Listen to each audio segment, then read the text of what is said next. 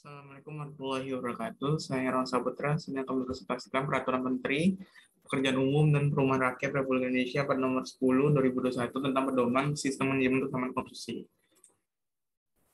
Yang pertama yaitu bab 1 ketentuan umum yang berisi tentang jasa konstruksi dan layanan jasa konsultasi konstruksi atau pekerjaan konstruksi. Yang kedua, pekerjaan konstruksi adalah suatu keseluruhan atau sebagian kegiatan yang meliputi pembangunan, pengoperasian, pemeliharaan, pembongkaran, dan pembangunan kembali suatu bangunan.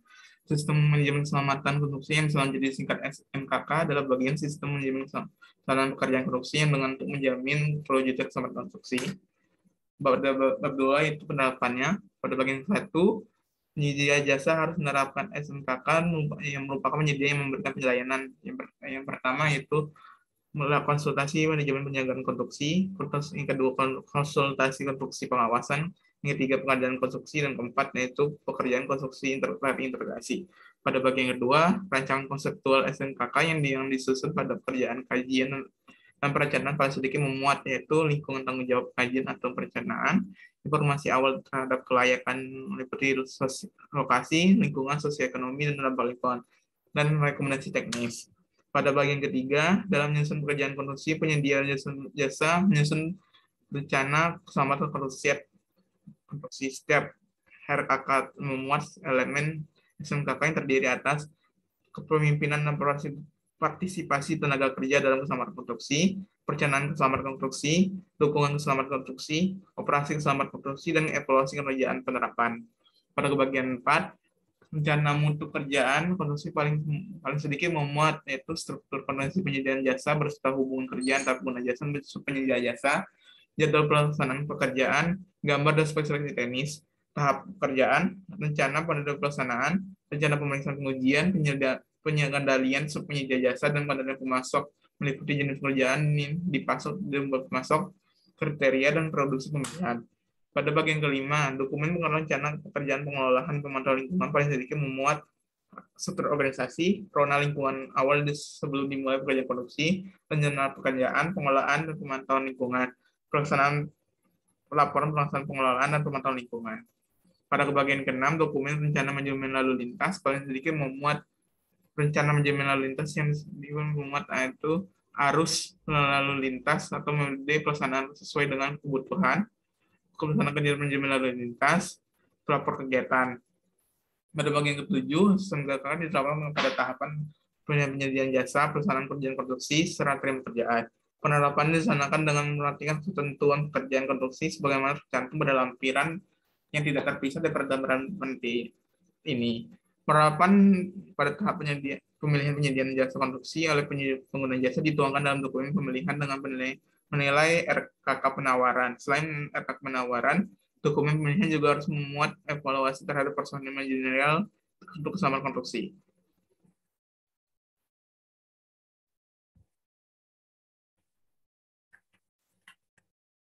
Itu penerapan SMKK pada tahap pelaksanaan pekerjaan konstruksi dilakukan dengan melaksanakan RKK, MPKK, pekerjaan mutu RKPPL, dan ERMPL. Pelaksanaan itu dilaksanakan bagaimana dimaksud di atas harus sesuai dengan lingkup pekerjaan dan kondisi di lapangan.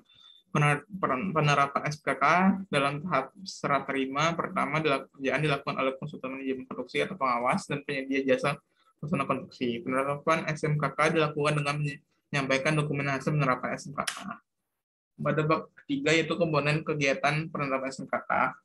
Pada bagian ke-1, komponen penerapan SMKK merupakan penjelasan penerapan yang paling sedikit terdiri di atas resiko keselamatan konstruksi, UKK, dan biaya penerapan. Bagian kedua, resiko keselamatan konstruksi terdiri dari atas kecil, sedang, dan besar. Resiko keselamatan konstruksi ditetapkan oleh pengguna jasa sesuai dengan kriteria penentuan tingkat resiko keselamatan konstruksi.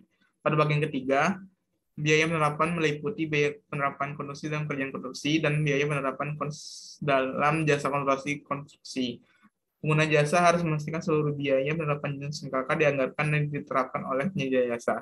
Penyedia jasa tidak dapat mengusulkan perubahan agar biaya penerapan SMKK tertuang dalam dokumen dalam hal terjadi perubahan pekerjaan atau pekerjaan baru serta perubahan lingkup pekerjaan pada kontrak termasuk pekerjaan bertambah atau berkurang. Kecelakaan konstruksi mengakibatkan hilangnya harta benda, waktu kerja, kematian, cacat atau kerusakan lingkungan. Pada bab keempat, yaitu pembinaan pengawasan, pemerintah pusat dan pemerintah daerah provinsi bertanggung jawab atas pembinaan penerapan SKK sesuai lingkup kewenangan sebagai diatur dalam peraturan perundang-undangan.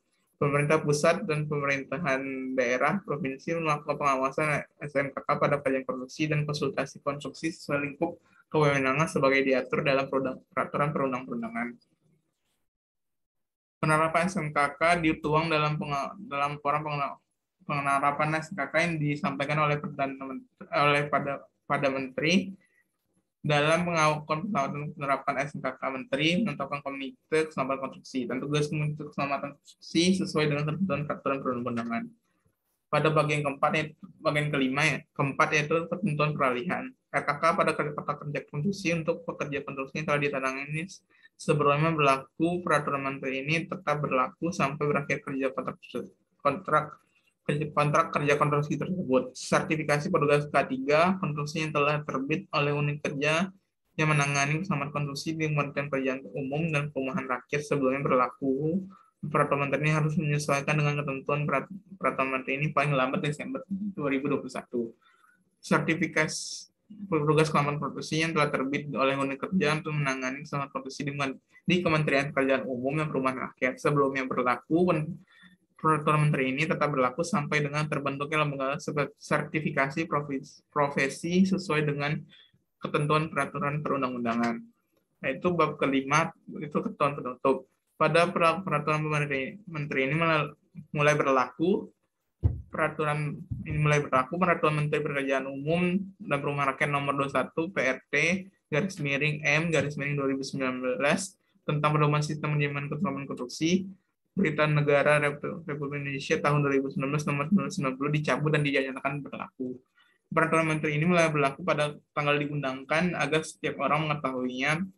Memerintahkan pengundangan peraturan menteri ini dengan penempatan dalam Berita Negara Republik Indonesia. Dan terima kasih. Sekian.